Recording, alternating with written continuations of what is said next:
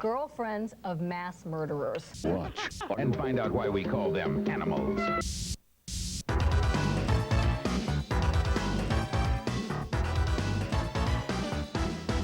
You're watching the Total TV Network. Hi there. Welcome to this edition of Fast Forward. I think today we ought to talk about the most vicious animal on the whole food chain. Wait, you're not talking about the dog, are you? Yeah, I'm talking about the puppy. The big, ferocious, mean-spirited puppy. No, I'm talking about that evil creature that takes innocent teenagers captive and holds them in their rooms until they're old enough to come out and get a job. Wait. Now, I thought this show was on... Parents. It's about parents. Parents? Yeah. The whole your independence description thing. of parents? Yeah, it's the whole thing, the independence. Oh, you know Chair, what? That was weird. What?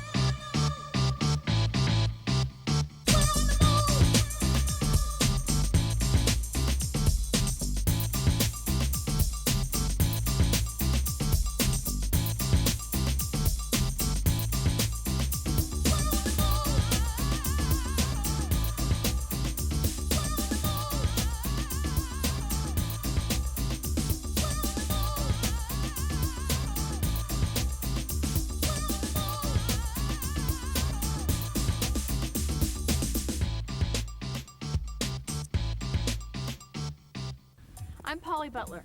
This is my loyal sidekick, Jeremy. Sidekick? I'm not Dale Evans. I'm the muscle of the operation. In your dreams, Whatever. Jeremy. Well, anyway, welcome to this edition of Fast Forward. Yeah, we're talking about parents. Yeah, parents. God, they do the darndest things, Don't they, though? I swear. I remember this one time when I was a freshman in high school, and I was hanging with a pretty rebellious crowd, right? And we were all wearing black and looking cool, and I'd forgotten my lunch. So my dad comes in at lunchtime, and we're all sitting in the corner waving it around up above his head like it's a lantern or something. He's, Jeremy! Oh my God. Of course, his voice isn't quite as ladylike I as can't that. believe you but got through that. I'm serious. I mean, okay, I'd have left the country. I did. I would have left actually. the country. I went to Nicaragua. Did you have fun? Yeah, I headed up the government there. I got one. His parents wouldn't let him see Edward Scissorhands. Oh man, shut up! And they thought it was an axe murderer guy. Oh man. And my daddy told this boy that he got a rifle when he called me. Just to scare him out. She was leaving my house and I kissed her goodbye. And it was a little peck. And my dad, he goes, Jason and Nikki sitting in a tree. And they did the whole thing, my whole family in chorus. As you slowly grow up, it seems like they do stuff more and more immature and stupid that doesn't make any sense whatsoever. And you ask yourself, dog, that was dumb. Why'd she do that? First grade, this makes me mad. First grade, we had this Christmas play, and I was an elf. I was supposed to wear green tights. All the elves were. And nobody did but me. And I kept telling my mom, nobody's gonna be doing it, nobody's gonna wear green tights, and she made me wear them.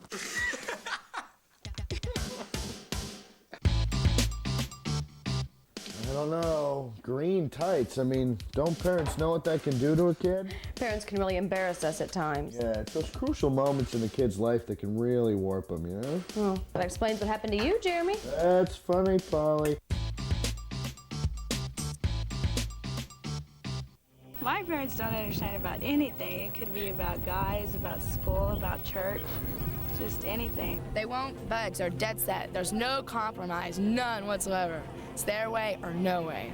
They're not very sensitive sometimes to what you're feeling. They don't understand where you're coming from. They always say they do, but they don't.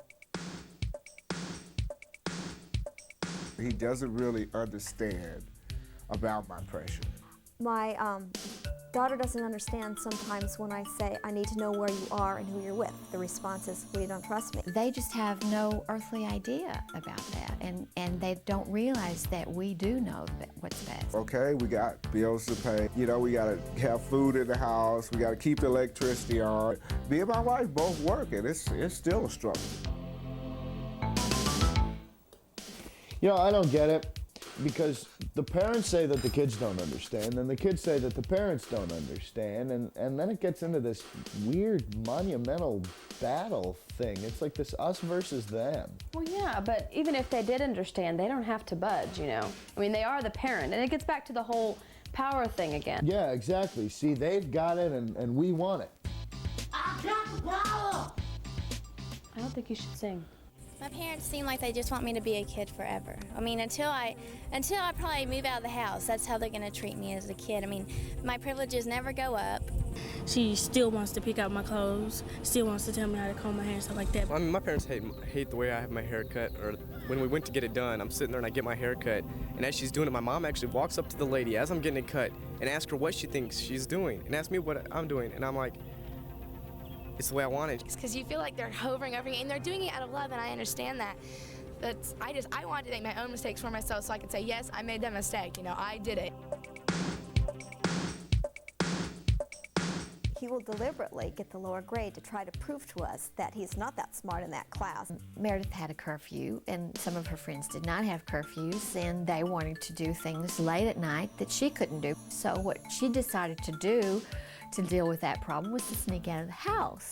When they say they don't love you, as an emotional type thing, just to get back at you, just to get you to hurt, you really do hurt. And he'll do it trying to hurt us, but in that instance, he's really hurting himself. Jeremy, you never manipulated your parents like that, did you? Constantly. Yeah.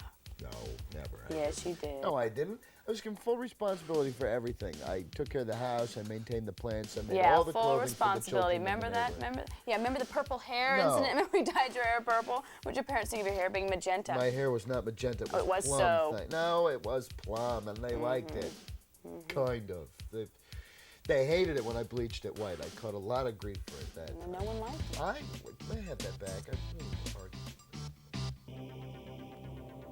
If I even make like a low B or a high B, they're like, oh, I'm sure you could have made an A.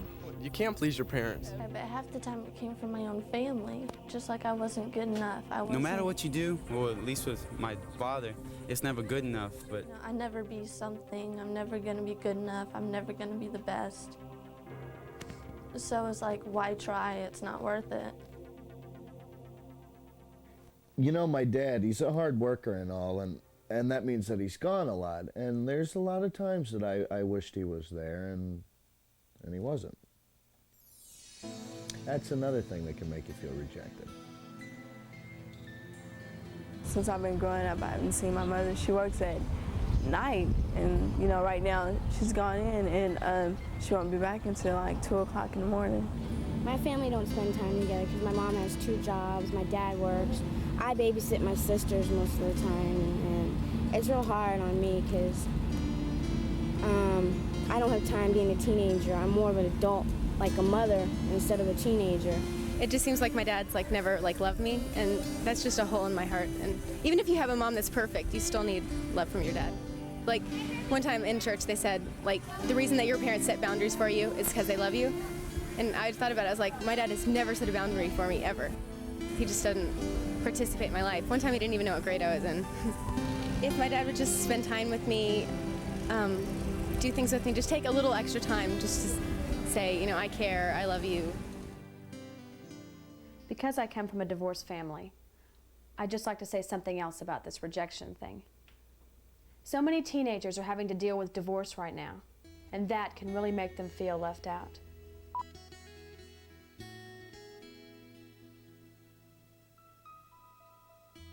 I've sat up at nights wondering, you know, what is she doing with her new husband? Wondering if she thinks about me ever. She writes sometimes, but it's not the same as having her there for you. I felt sad for a long time when she left, and then when I realized, you know, she's not coming back, it was kind of like, well, I'm one burden that's gone from her. And I kind of felt like, well, at least she doesn't have to deal with me anymore. I've had feelings like if my mom came back, I probably wouldn't talk to her or say anything to her just to show her how bad she hurt me for leaving my dad. And it hurts the kids a lot because they feel they're not wanted by the parent that's leaving them. And I just, you know, most kids feel not unloved because of the way their parents act. Most parents think divorce doesn't affect the kids, and I know it does because I'm a kid from a divorced family. Man, so many kids come from broken homes these days. Yeah, I know how she feels. And you can tell yourself that the rejection is unintentional, but it still hurts. I mean, it's like the whole independence thing, you know? I mean, I'm trying to become independent of my parents, but I still need them. Well, we're going to get some good advice from our expert, Bill Myers. Oh, wait, let's introduce him first, okay? Among his many writing talents, he's written 2 books on hot topics for teens. Yeah, one of those hot topics seems to be parents. Yeah, no kidding. And he's directed several award-winning films, and he's a co-creator of the McGee and Me series. Oh, hey, and he lives in Hollywood, which means he's a pretty fun guy.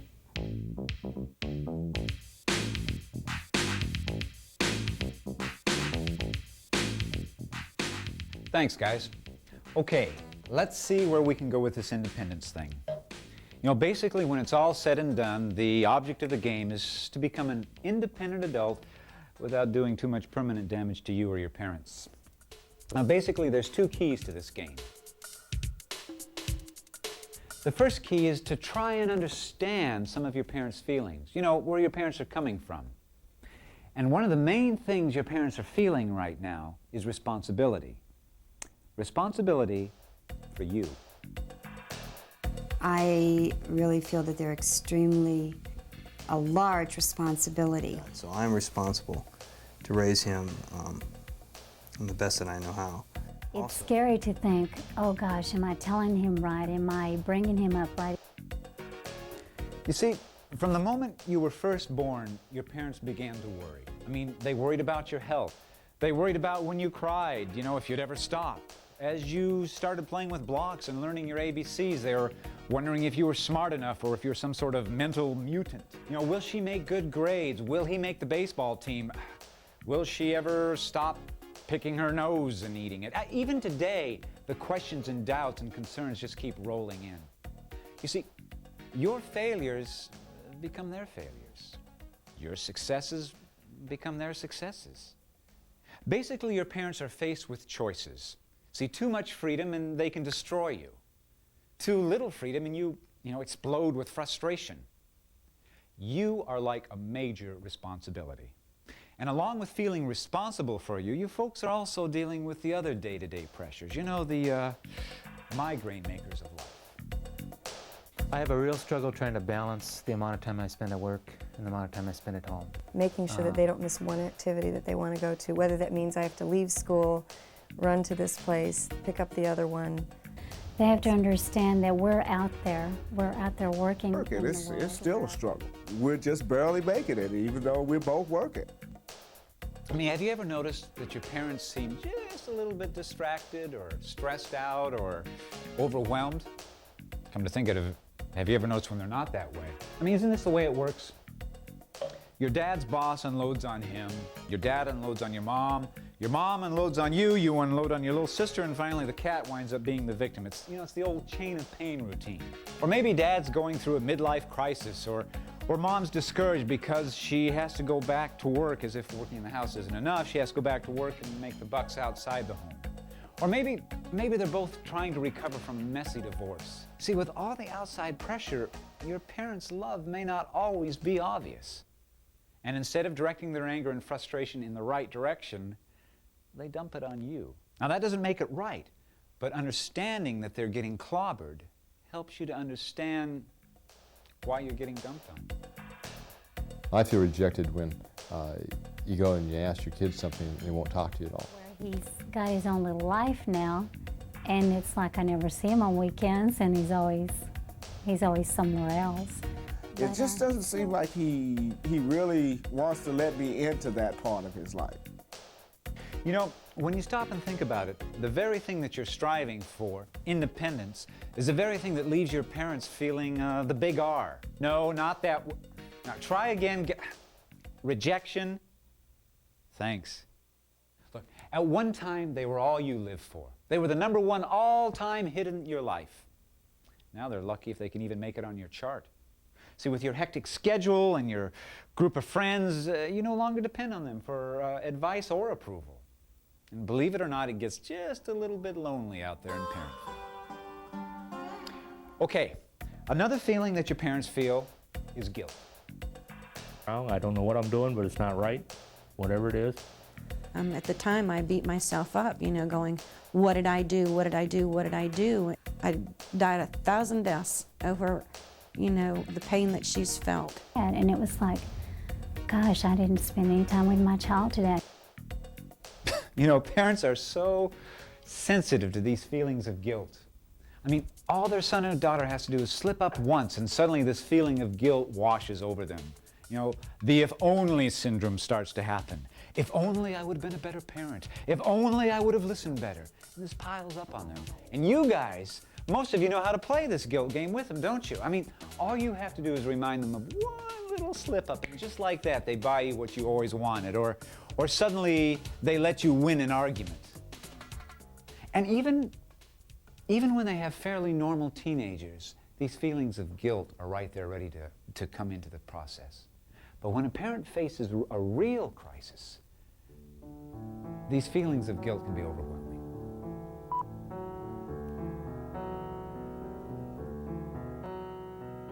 I guess it was probably about a year ago, year and a half ago. Attitude changed a lot. You know. I mean, I can't communicate with her about this kind of stuff because I don't think she understands. And so we don't really communicate much at all. I was very controlling. I wanted Misty to be the way I wanted her to be, you know, to act in the appropriate manner. I didn't let her grow. I didn't let her do. I didn't let her learn on her own. I tried to take up the slack and do too much, and it never gave Misty the chance. My whole life I haven't really felt good about myself. I mean, you know, my dad left when I was little and stuff, and, you know, I haven't been really close to him and stuff. About 13, she really started doing that, venting. You know, I don't understand why my dad doesn't ever call me. I don't understand why my dad doesn't send me birthday cards. I don't understand, you know, and there was a lot of problems within our family with her stepfather. She blamed him and lashed out a lot at him, I feel, for what she didn't have with her biological dad. I did not like him at all. I had no communication with him at all because I thought he was taking the place of my dad and stuff. I think Misty has always felt on the outside. I think she feels like she's looking through a window, looking in at all of us, and she's on the outside. Well, before I started using alcohol and pot and stuff, I felt lonely. I just felt like lonely inside, you know. I didn't feel like I was an outsider to everybody. That's how I felt. She's real unhappy, she's real lost, and she's very lonely. And she's very scared.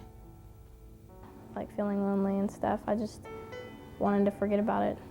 And when I feel that way, and I go off and I get drunk or whatever, it takes my feelings away for a while, but eventually they come back. I had a lot of guilt, a lot of blame. I blamed myself for a lot of what Misty was going through, you know, and I would look back and I think I should have done this, I should have done that. And I'm really trying to change a lot of old patterns and negative things, and trying to be a little bit different that way. But Misty's got to work on her stuff too. In some ways, I want to stop. In some ways, it's just, you know, real hard, and you can't do it. So I don't know. I love her so much, it doesn't matter. You know, I will continually love her. I get real angry and I get real frustrated, but the love will never go away. Wow. Misty and her mom both seem to be really trying, you know, but I don't know. It's like they're miles apart. Do you think Misty realizes what her mom is feeling? I don't know. It seems sad to me that two people can live in the same house and not know what the other one is thinking. I don't get it. I don't understand why people just can't sit down and talk. Oh, well, I can talk to you, you know, but I mean, when it comes to talking to my parents, now that's a whole different story.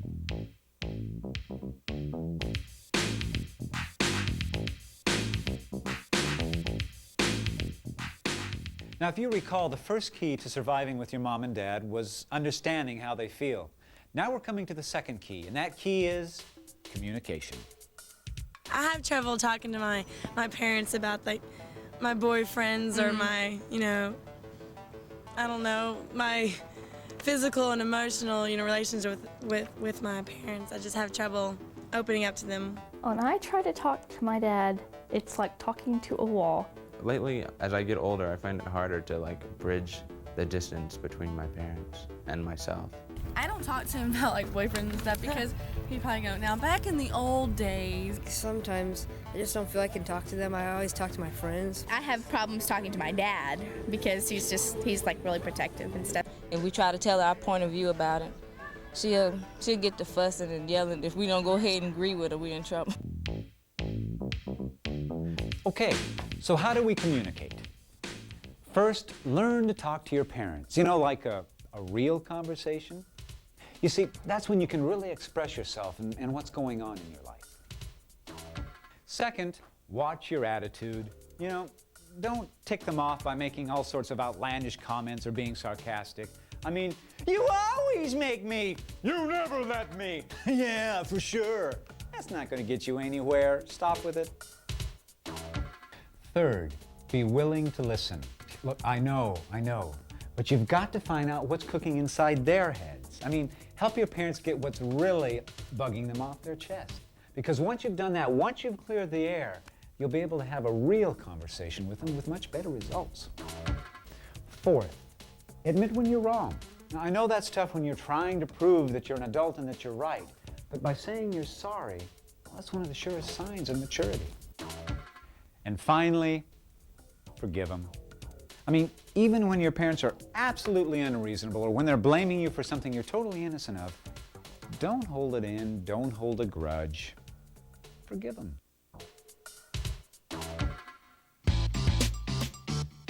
Well, Jeremy, looks like we have to do a lot of work to get through this independence thing. Yeah, I'm sure I can handle it. Well, that's I'm just worried about that guy with those green teeth. Oh, well, don't worry about him. Look, No, look, what did you learn in this show? Okay, what did I learn in this show? Yeah. It's another quiz, right? Right, right. Okay, you have to be able to understand your parents' feelings. You know, you have to be able to communicate with them. You know, you got to be able to talk to them, to listen to them, and be sure you watch the attitude because there's really no room for it. You got to learn to apologize for what you do that's stupid, and you have to be able to forgive them. Yeah, you did really well. I'm pretty impressed. Thank you. That was a good job. Thanks. Yeah. What? I can't shake this tights thing, man. Jeremy, It's, forgive me. No, I can't. You'll have to get over it. I promise you. He's fine. It's not it was right. First grade. He was in it's first fundamentally grade. wrong. The boy is fine. I can't. He's fine. No, He's I gotta joking get about him it now. He something. thinks it's I funny. should send him No, something. it's funny. Like a card or flowers or some. Jeremy. A canned ham. Overboard. Huh? You've I'll get him a gone canned ham overboard. or some mutton. Everyone loves mutton. What do you think about Jeremy, that? Huh? Jeremy. I could do that. I could send him that. Maybe some new tights. Kidding. I'm kidding. You're getting a lovely ham from me. Nice ham.